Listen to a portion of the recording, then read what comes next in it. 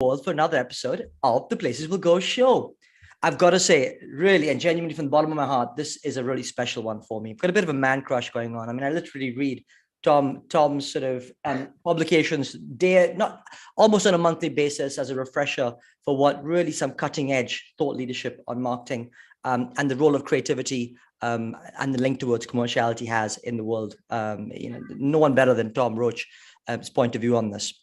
But let me give you a little bit more of an introduction to Tom this morning, or where we're recording this morning. So in all honesty, he really needs no introduction. I mean, he's a preeminent thought leader within our industry. He is a multiple gold IPA Effectiveness Award winner. And he also is actually on the advisory board for the IPA Effectiveness as well. He has worked on some of the best brands in the world, from the likes of McDonald's to John Lewis, in fact, which way too many to name, as well as that his pedigree extends to the best agencies too, from the likes of AMV, BBDO to Adam and Eve, BBD. And now he's currently the VP of brand strategy at Jellyfish. He's probably best known for championing the commercial impact of creativity as well. And he has, as I alluded to, has written some seminal pieces that can be found on his website, thetomroach.com. I would highly recommend you going and checking those out. I honestly have spent hours and hours sifting through them. But honestly, it's a great moment to have you on the show, Tom. I think we've been waiting a while, but nevertheless, we got here in the end. So it's without further ado that I welcome Tom Roach to the show this morning. Wow.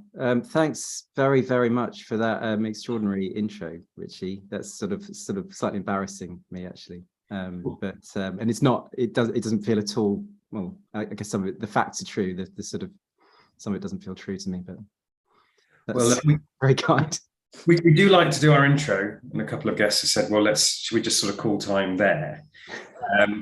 But let's not do that, because I'm also super excited, very particularly because I was destined to go into finance, banking, and then I was made redundant before I'd even started. I'd not even set foot in the building.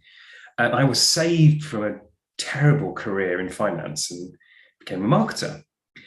And my whole philosophy around marketing sits at the integration of commerciality and creativity. So as Richard said, you're a bit of a stalwart on that. So we're going to get into some of that. But before we do, Tom, fantastic to have you on. Where are you and how are you? Thanks so much. Yeah, so I am in Great Shelford, which is a village just south of Cambridge, which is where I live, which is a heck of a commute into London Bridge every so often. And I'm very well, thank you. I'm looking forward to the heat this weekend. It's about to get very, very hot indeed in the UK. Brilliant. Tom, you obviously alluded to the fact that you're talking about big, massive commutes into London Bridge. Is that not something you do much anymore? I go in twice a week into the Shard, which is where the Jellyfish offices are, which is that's actually a direct train from Cambridge down to Brighton, and it passes through London Bridge, and so it's actually not too bad as a commute. It's all right, but it suits me really well. A couple of days versus the 5 days a week that I used to have to do. I think the kind of work that I do tends to be, I mean, I really, really enjoy the writing, as you've seen, and that needs some space and time. I don't do that very well in the office, so it's good to do that from another place. It must be inspiring to walk into the Shard for the days that you do come in. I compare that to our offices, but anyway, I digress. So, Tom, you've had an illustrious career across many organizations with many brands. How did it all begin? Well, it depends. Where do you start with this kind of question? I actually trace it back to a GCSE English lesson where when I guess I must have been 14, 15, maybe 16, where Gavin Watson, English teacher, puts on a video of award-winning TV ads, and on that video, and they must have been like Cannes award winners or something. On that video was Guardian Points of View, absolute classic TV commercial from the early 80s. DDB, so a place where I ended up working. I think probably John Webster probably wrote it, I think. That sort of awoke in me a sort of sense. I think I'd always been into pop culture and sort of low culture, if you like. But I also had a sort of academic sort of streak in me. So that made me think, oh, this is interesting. You can discuss TV ads or advertising, this stuff that, and I guess at that age, you don't really know much about that, even as a thing or as an opportunity for a career or job. Like you can talk about this like it's a poem or like it's a novel or a book. You can dissect it. You can think about it in that way. And that really suited me. And I really, really thought, well, that's interesting. And so I only made that connection a few years later when I was applying for jobs in advertising as I was graduating.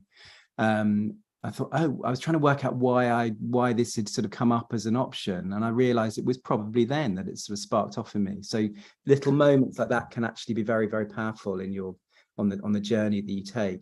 It's always, I mean, post-rationalized probably, but I'm pretty sure that was the moment when I thought, okay, this is a thing you can do. How incredible. Thank you, Gavin Watson. Wow. What a gift. I tell you, that's one of the beautiful things about teaching and being in the world of education, is that actually you can have a major influence. And I think sometimes people don't truly appreciate the role that teachers or mentors have in their lives that can really shape that things. And as you say, it's just that little embryonic moment in time, which then kind of shapes the way that you think forevermore in that direction. Truly, truly remarkable. Tom, tell me a little bit about your first job in advertising. How was that? So I wrote to a load of agencies. This would be 97, 98. I filled out a load of graduate application forms, didn't get a job. So all the agencies I subsequently worked at were places that rejected me.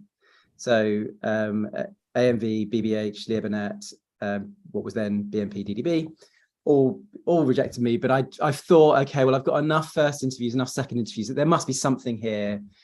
So I continued to persist, sent a load of more letters, got some work experience at a place called Court Burkett and Company, which was the agency set up by Hugh Burkett, who's this kind of legendary character in the marketing world and marketing society.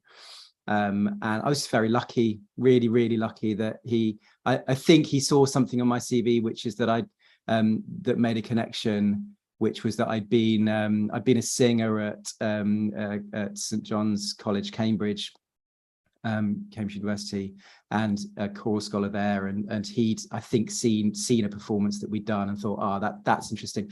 Which in a way I think is, I mean, I feel a little bit of guilt even talking about that, because I'm distinctly aware of the privilege that I've benefited from, and I would include in my university education, the schools I went to and things like that in that. So it was luck. That was a lucky moment that a sort of connection was made with somebody. So yeah, so I went to do some work experience at this place called Court Burkett. They needed somebody on a pitch.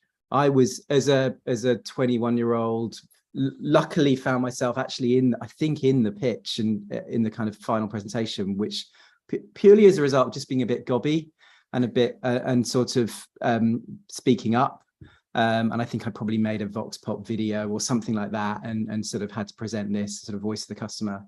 And that got me a job there. So I stayed and stayed there for 18 months, and then moved on to Abermead Vickers, which was I think a really good move, and yeah, it all started that way.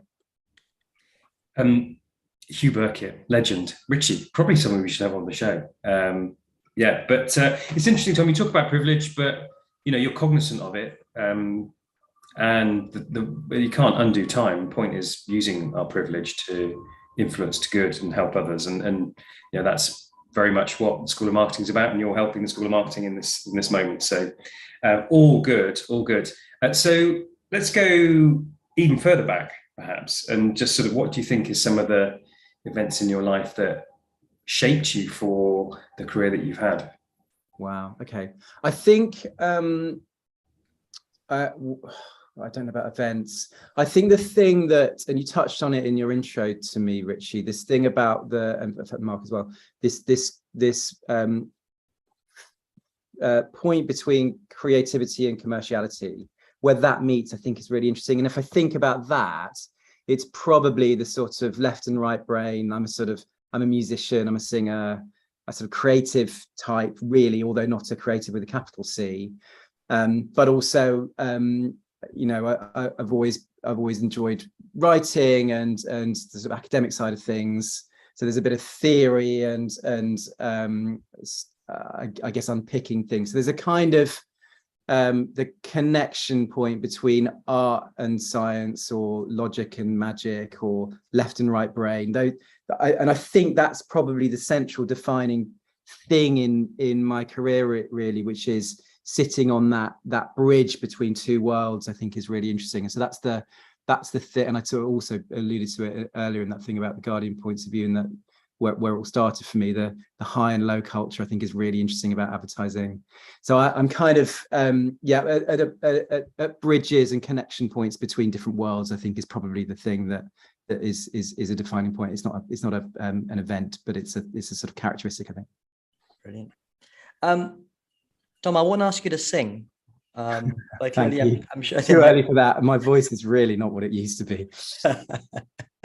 But beyond that, you used the word luck as a means to sort of, you know, certain moments in life which that kind of help navigate you to the next sort of area. What role do you think luck has, both in careers and perhaps in marketing as well? Oh gosh, okay. Well, the great Andy Nairn's written a whole book on this. Yes, he was on the show a couple of weeks ago as well. What role does luck have in careers? Look, I guess the only real answer to that is to say you have. We all benefit from it in some way, good and bad. I guess you just have to try and make more of it, don't you? So making your own luck, doing that. John Hegarty, the H in BBH, used to say, do interesting things and interesting things will happen to you. And I think, and that's just a great bit of advice. I think it just says, do more stuff. And if you do more stuff, do more things, think more things, write more things, make more things, meet more people, you just make more connections. And that, I suspect, is what then allows luck to happen, which is there's just more connections between people and ideas and thoughts and actions, and more things happen. And I've definitely noticed that in the way, like when I started writing, started blogging, started writing articles for publications, more people would contact me to do things like this, and that would lead to something, and you just get things happen. I think if you just sit on your own in a dark room and don't do anything, nothing happens. So what are you going to do? So I think you make, it's a trite answer, but you make your own luck. And in order to make luck, I think you've got to do more stuff.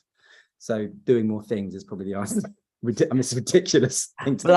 I'm going to push you to part B, because I want to get your point of view on that in the context of marketing. Do you feel that's a sort of similar thing, or do you have a point of view from that perspective as well? On luck?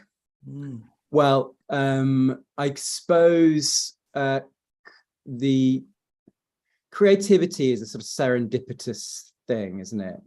And if we think about the importance of creativity in driving growth and helping brands grow and helping businesses grow, that deploying more creativity, having more ideas, will result in more quality ideas. I mean, it's a classic thing of actually, in order to have a few great ideas, you've got to have loads of really, really, really rubbish ones.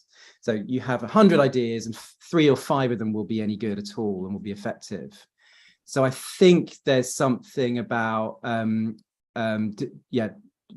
deploying as much creativity as time and resources and people allow, in order for something to work, just something, and then not shifting from that thing, carrying on doing that thing. So you've got to, I'm not sure how that connects to luck exactly, but I feel like there's something about serendipity and accidents, and putting resources in place to allow accidents to happen. And I mean, creative, positive accidents, of course. And I think that's probably, I don't know if I've just come up with a whole load of nonsense there, but I think that's probably how creativity happens. And if I observe how creativity happens in some of those big agencies I've worked at, they deploy extraordinary nuclear forces of creativity 20, 30 creative teams will be deployed to write the John Lewis campaign each Christmas. And that's both huge quality of people and quantity of people. Monkeys and typewriters, really, they're writing lots of stuff, having loads of ideas, of which one will be really, really strong. And that's the one that will get through.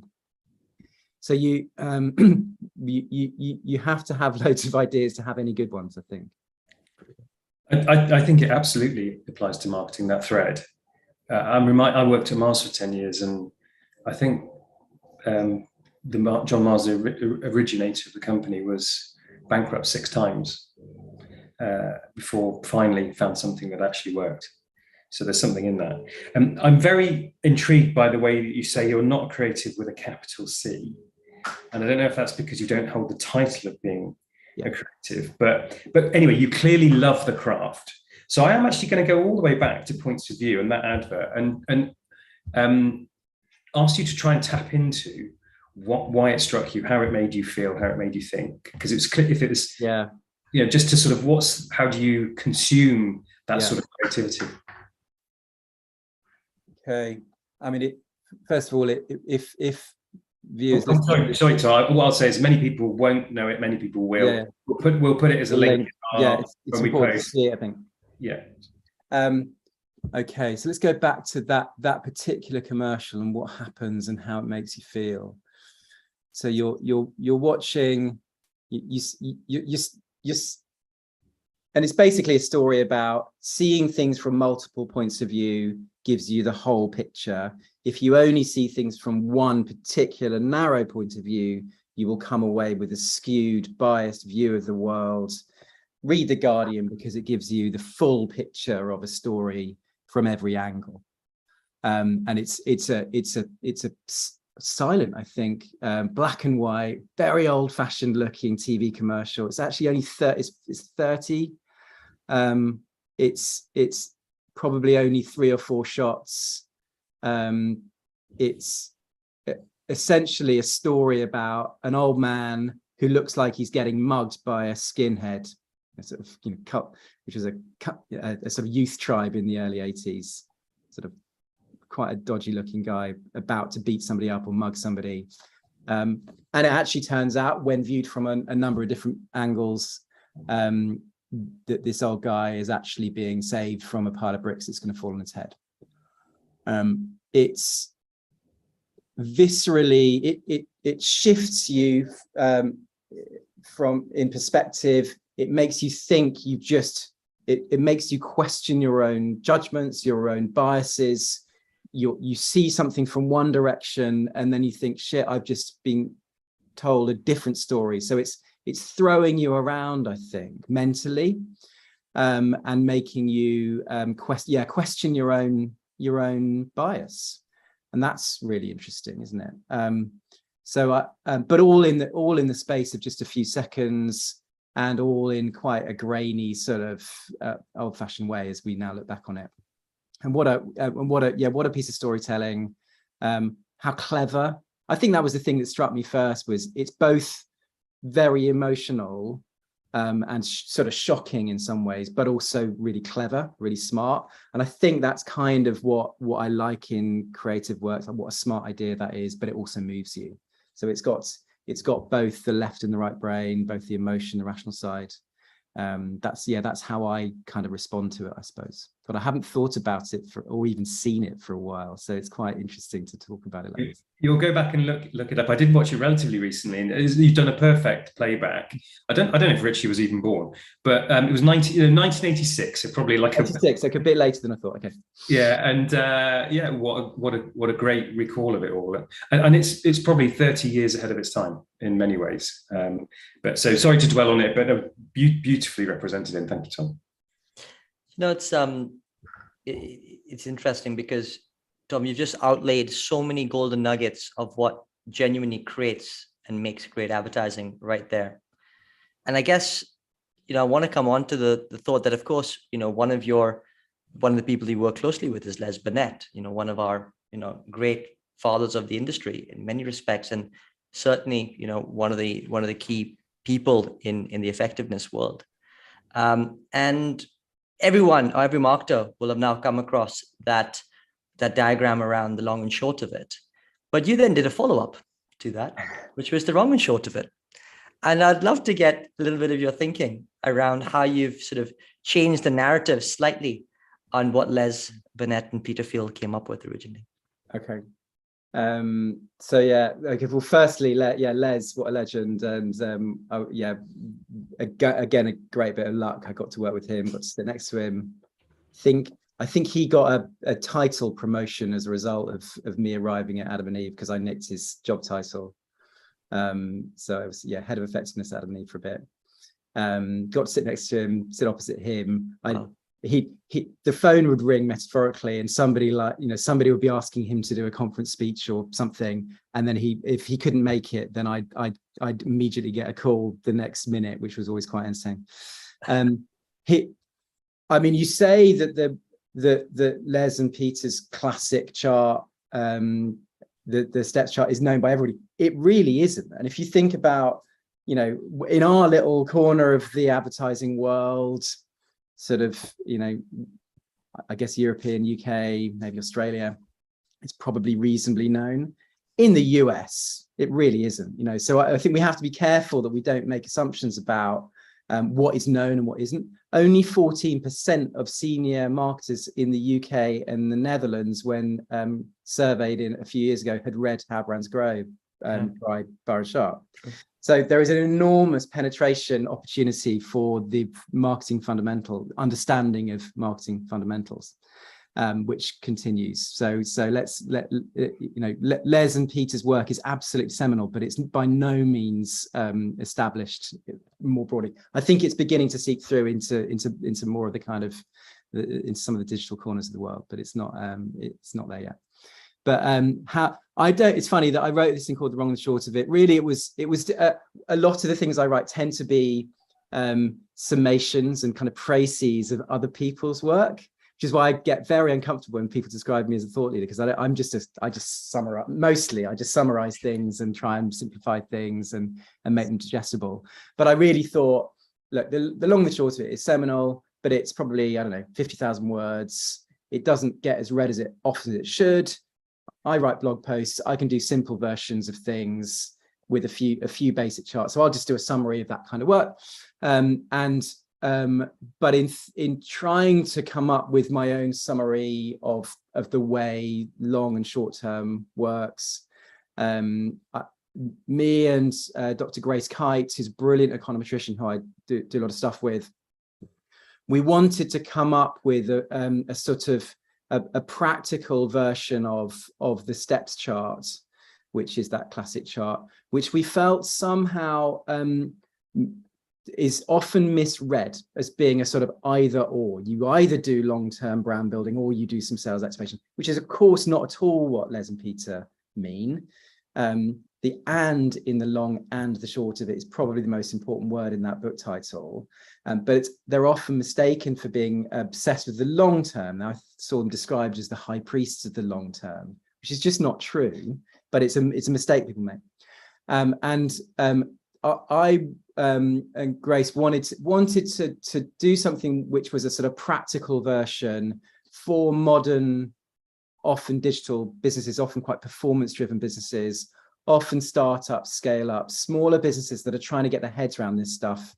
And so we did this chart, which somebody called the bump and ramp chart, which was a kind of equivalent, and really taking the same theory, but saying often you'll have businesses which are they've started up, they're scaling up, they've maxed out in more performance channels.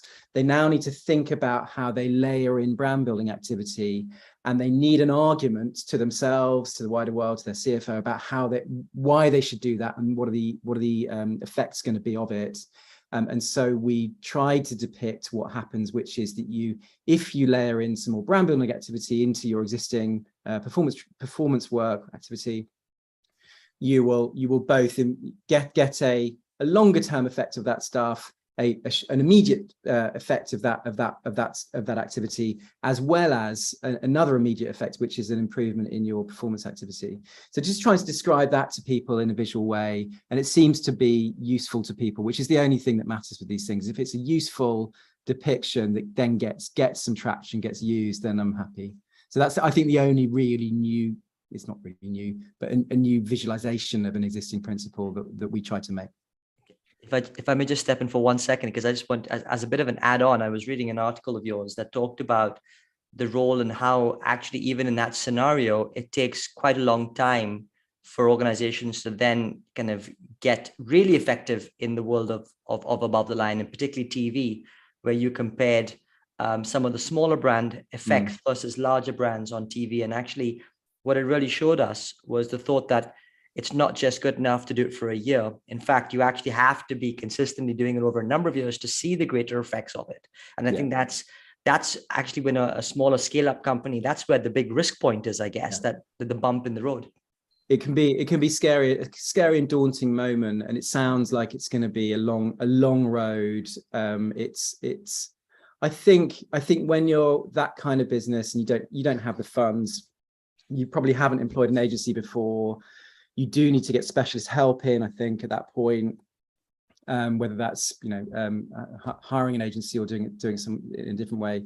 It's a moment that can cause a lot of kind of friction and tension, and you see it a lot with newer brands. They haven't been used to working with agencies. They go through agencies at a rate of knots.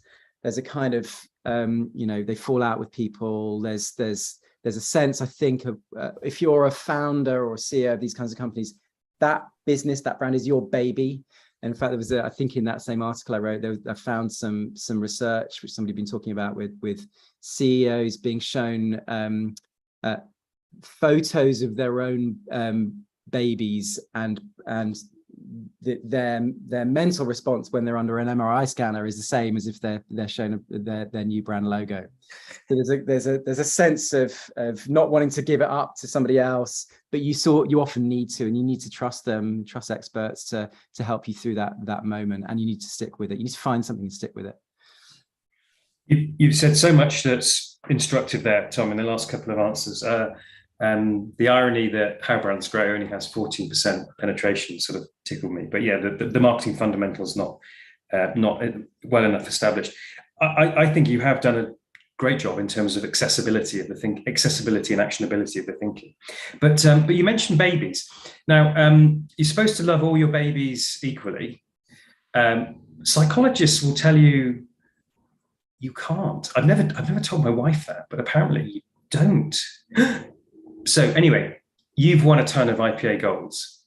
And so if I say to you, you can't love all your babies equally, what's been your favorite or most enjoyable, proud IPA gold? Oh gosh. I'm very, very proud of all of them. Of course. The first one was very special. It's Try Something New Today for Sainsbury's in 2008. That one I picked up about 3 or 4 days after the birth of my first son, which was an interesting kind of like moment, because like, okay, well, I've achieved this brilliant thing, which is an IPA goal, but it's nothing like as important as the real stuff. But I think if I think about the one that really matters to me, it was probably another Sainsbury's one, which was Feed Your Family for a Fiver, which I loved. That was probably a rather selfish reason, which was that, I mean, I quite like ideas, and that actually, I think, if I go back to it, was probably my idea at the time. And I know ideas should have many parents, but that Try Something New Today was not something I hadn't been involved in the pitch for that one. So I was really working on something that was pre-existing. And then a later one for McDonald's was a really long-term paper with loads of different pieces to it. So I think I'd have to say the Sainsbury's one. I was thinking about that the other day, because that was about taking a brand idea, Try Something New Today, which was about inspiring food ideas, helping to get people to add one thing to their basket. And that was in a time of relative economic health at the time. But what we then did with Feed Your Family for a Fiver, which for Sainsbury's was, we were crashing into, it was 2007, 2008, we were crashing into the global financial crash. So we had a brand idea that was set up to get people to spend more with Sainsbury's. It was designed to do that. And we were then head scratching going, but hang on a minute, we've got to get people to shift perceptions of this brand to make people think it's actually really good value. How are we going to do that with a brand idea that's about getting people to spend more? And it would have been, it could have been really easy just to ditch everything we had, ditch food ideas, ditch recipe ideas, ditch Jamie Oliver, look for something completely new that was going to be a sort of, classic supermarket, prices chopped, thousands of prices are chopped. It's cheaper here than Tesco type idea. But we didn't. We re-engineered the Try Something New Today idea and campaign by injecting price into it. And we found some useful insight in qual research, which was when people are asked how much you're spending on a family meal in Sainsbury's, they couldn't really answer. They didn't really know. They just knew it was, well, they thought it was a bit more than it actually was. So they thought it was about a tenner, when actually it was perfectly possible to at that point, maybe not now, to make a decent family meal for £5, with some mince, potatoes, whatever. And so we did a campaign using Jamie Oliver again, with different kinds of food ideas, which were challenging families to say, no, you probably don't believe this. You can really feed your family for a fiver in Sainsbury's, and here's the recipe, and here's how to do it. And so it was really a tweak on an existing brand idea that had been very successful, re-engineering that for the coming economic crisis, and it worked very, very well. In fact, I always quite like the fact that the profit ROI on the TV commercials was almost exactly £5, so it had a nice symmetry to it, a sort of geeky ad effectiveness fact. But that was really pleasing as a case study and as an award, I guess. Tom, huge congratulations. And it really goes to the heart of what great advertising is, right? It's understanding people, their context, what they're going through, going to it and then trying to mix it in with the business problem and come up with something that's really unique and practical for somebody. So it's really, really cool. You talk about the economic crisis back in 2007, 2008. We are clearly on, if not already in, certainly on the cusp of an economic downturn. And of late, we've obviously heard lots of murmurings from the government talking about the role of where marketing budgets should lie, and whether that should be going more into the pricing P than the promotions P. And I just wondered if you have a take on that as to whether that's good, bad, and what you think is perhaps the logic behind that, or is there any logic behind that? Yeah, it was a bizarre announcement. Really strange, I think, for a government to make a pronouncement about where businesses should allocate their money, and for the government to take a particular view against advertising was a very strange pronouncement. I didn't understand it. Most people in the industry didn't seem to understand it. Where that kind of thinking comes from, who's advising them is strange. Of course, they themselves, I think it was announced yesterday, they spent $1 billion on advertising themselves, and hugely important to them and their own communications, and had never been, probably government communications had never been more front and center in the UK politically than during COVID. And amazing, I mean, I don't know if I can say this, but there was a number of individuals who were working in the cabinet office who I've worked with and know from our industry, and they were there, helping shape the digital communications for COVID in a whole load of different areas, and so I happen to know for a fact that this is a government that actually really believes in it. So I didn't understand that at all. Then you get into leaving aside the politics of it, of course, businesses need to make their own decisions about where they allocate funds. The classic marketing agency industry response to recessions is to write headlines and research papers and posts about do not cut your advertising budget in a recession. If you do so, you will leave that recession later. It will badly affect your business. Maintain or even increase your marketing spends, and you'll gain a competitive advantage, and you'll leave the recession earlier. I believe in that philosophically. I believe it's probably true, but I also believe you have to make your own decisions as a business, and you have to and that will mean in certain instances making really tough decisions about things you're going to cut, and that will include advertising sometimes, because you've got to prioritize people, you've got to prioritize keeping the factories going, or whatever, you're keeping the lights on. So I'm not a fundamentalist when it comes to that point. I do believe it philosophically, and I believe it works, but I do believe we've also got to make your own decisions as a business and a brand. So yeah, I guess I'm sort of nuanced on that. I want to look back. I mean, everybody's written something about this topic. I never have. I might do at some point, but we'll see. Mark, I think you might be on mute. Classic. Apologies, yeah, barking dog next door. Yeah, slightly bemused, as like yourself, about some of that. You mentioned about being rejected by all the people that you went on to work for. It opens up that whole field about resilience and bounce back ability and setbacks. So I'm sure it hasn't all been perfect along the way. What have been some of the moments where you've really had to dig deep and find your bounce back ability? Okay. When have they been? I suppose that was the first one was writing a load of application forms, not getting a job, thinking, really trying to work out whether it was worth continuing, but deciding on balance it probably was, because there was some evidence. So that thinking, okay, it's probably a numbers game. I still really believe in this. I'll have another go. So that was quite sort of simple and basic.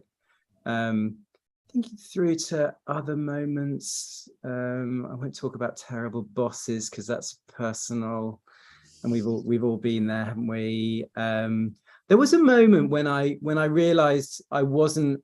So when I went to AMV BBDO, I was actually an account manager on Mars, so on Mars confectionery brands. I think that I was a really bad suit, a really bad account manager. I just wasn't sufficiently interested in the process, the plans, project plans, timings, budgets, to really get into that stuff, which I think you really need to be as a great suit. And I was again really lucky in that instance, because of the head of planning needed a strategist, needed a planner at that point on Mars, and I was plucked out of this role and plonked into planning. So I was lucky. So that again didn't need me to dig deep. It was I think I was coming to a point where I was going to be, it wasn't going to work out. So I think luck. I think you just have to do the things that you're good at, and ideally head towards those, or be headed towards them. If you try and persist with things that just aren't you feel uncomfort and discomfort, you feel out of position. The times when you feel worst in your career is when you're just pushing against something that just doesn't feel right. And so I think you have to just do the things that reward you personally, internally, and I guess if you're externally sort of oriented, also get recognition for, and head towards those. Other moments, I had a review once with a brilliant guy called Jim Carroll, who's like this legendary planner at BBH, who had observed, I think in this 360 review, that I was too prone to cynicism. And there's again a brilliant BBH mantra from, I think, John Bartle, who used to say, avoid the 3 C's in advertising because they're deadly: conservatism, complacency, and cynicism. And I think that was a really useful lesson. It was quite a shocking thing, because I thought I was this kind of easygoing, breezy, positive character, but actually I think a lot of the time allowing yourself to be negative or be maybe destructive creatively, being, killing too many things versus building on other people's ideas. So that was a really useful moment in hearing this feedback, that no, actually you're somebody that needs to become more positive, be more positive, focus on yes and, not no but, whatever. So being too cynical it's a common characteristic in strategists, particularly a sort of cynicism, which I think is a sort of flip side of the curiosity and challenge that strategy people often have, trying to gnaw away at problems, and that can be a negative and perhaps a bit destructive thing. So, but when applied to creativity, it's deathly. So trying to be less cynical, more positive, more building, I think is really important. How fantastic. Wow. I mean, what lovely words of advice there.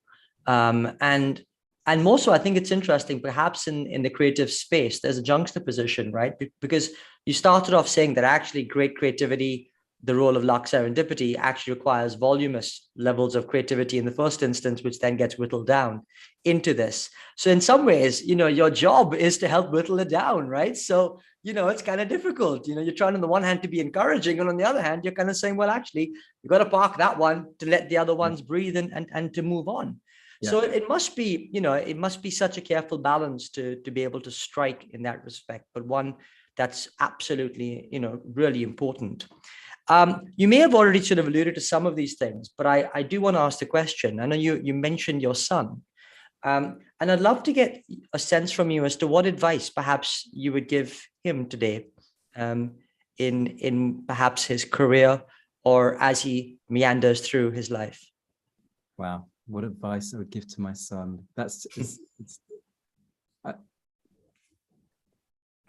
He's going to be okay. There's a brilliant thing that he's got, which I never had, which I'll slightly go off on a tangent, but he's got this entrepreneurialism, which I've noticed in people that I was at school with or have come across at different points. In fact, there were two kids at school, both of who used to sell like cheese toasties out of the window at school. Both have gone on to be phenomenally successful, and I think there is like just do stuff. Try things, be entrepreneurial, take some risks. Don't ask permission. That kid selling the cheese sandwich out the window with his Breville toasty didn't ask anybody to do that. Just bought a load of bread, brought a cheese toaster from home. Sorry, brought Breville toaster from home. So I think that would be, and I guess it's not really, it's kind of advice to my former self. It's like, because I just know I don't have that piece of DNA that's required. But I can see it in my 13-year-old. He started getting, maybe it's too early for this, he started getting into buying and selling trainers. He goes on StockX, which is like sort of stock exchange for trainers, which is this new world to me. And it was Yeezy Day the other day. He was lucky enough to get entered into some draw to get some Yeezys, managed to buy them for 70 quid, sold them instantly on eBay for 140 quid. That was his first trade of a pair of Yeezy trainers. Disgusting, awful looking things, size 14, but didn't matter to him. And I think he's going to be just fine because he's got this he's happy to take risks and try things. So that would be some advice to somebody else about that. Just do it. It's trainers today, NFT, Bitcoin tomorrow, and then who knows what. Well, it's a bit scary, and I have to say some of the things he's seeing on social, like he's seeing stuff from Gary Vee on social. You can have your view about Gary Vee. I think it's really fascinating that my kids are seeing stuff in their feeds, which has a kind of hustle to it, which that's the worrying side of what the story I've just told about my 13-year-old. He's being exposed to this kind of material, which in some ways may not be that healthy. And a lot of it is nonsense and bullshit. And so we need to watch that. But if it's, if there's something intrinsic in him which is going to be helpful and healthy, then that's great. I think we just need to make sure it's not too extreme. Yeah. Wise words. Okay, so sadly we're out of time, but one last question really would be, for all that you've achieved, ultimately, would you like your legacy to be? God, it seems too early to be talking about legacies. I think I'm very conscious of not I'm not lesbian. I will not be somebody that I won't write the book on how advertising works, I don't think, with the research and the academic side. But what I think I can do is help spread the word a bit, help simplify some of that stuff, and to make more accessible some of the marketing fundamentals. So I think it's not really a legacy, but I think if I can help do that, then that's a good thing. And I think that's probably part of what I'm trying to do at Jellyfish is infuse a really modern digital organization with some of the marketing fundamentals. So I think that would be a worthy thing to aim for, and probably doesn't get beyond my station. It's been incredible. Honestly, I've really enjoyed this conversation. It's, the thread of inspiration right through, but actually some really down to earth practical things that people can take away as well. So genuinely want to say thank you. It's been really special this morning. This is the moment in time where myself and Mark just maybe pull out a few nuggets that have really struck us. So I'll perhaps kick that off. I must once again give a big shout out to Gavin Watson. An incredible moment, and even as you allude to the fact that you're talking about trying to help people understand the role of fundamentals of our industry. It's the role of teaching, right? It's the role of giving back in the wonderful world of education that you're alluding to, and certainly the world that he's from, and what the School of Marketing is all about. So brilliant. Thank you, Gav. Really great. The thought that you could actually be rejected, Tom Roach being rejected from the organizations you went on to then work at, and more so than win 3 gold IPA effectiveness awards, is quite incredible, really, and it should be inspiration to many out there who are sitting in shoes perhaps 10, 20 years in the making. So it's really, really great there. The fact that you talked about the role of, you got your opportunity by doing stuff. You talked about singing, those lucky moments. But also, actually, when you were in those moments, you used the phrase, you were a bit gobby, but actually, I suspect it's much more than that, that enabled you to get that first rung on the ladder, which then took you to where you are at this moment in time. Do interesting things, and interesting things will happen to you. I think that's a really great mantra to live with. Taking those chances as well, being entrepreneurial. You talked about the 3 C's as well: cynicism, conservatism, and what was the last one, Tom? Complacency. There we go. And that being the flip side of some positives, such as curiosity as well. So I'll leave it there, and I'll pass over to Mark for some of his key takeaways. But just for me, really thank you for the session. For me also, Tom, a huge thank you. Richie's covered many of the things that I could have said. So what remains? I just love the way you talk about the craft of advertising. I've never heard anybody, and again back to Gavin Watson, refer to it as poetry, akin to poetry. And just the way you talk through points of view, the way you talked about the pivot to Feed Your Family for a Fiver, and how a brand can pivot its whole creative platform given a change in circumstance. I just think, you talk about logic and magic, but I mean, just the way that you think about and talk about the craft of advertising is truly inspiring. I also love to peek behind the BBH 3 Cs. I think that's not just agency side.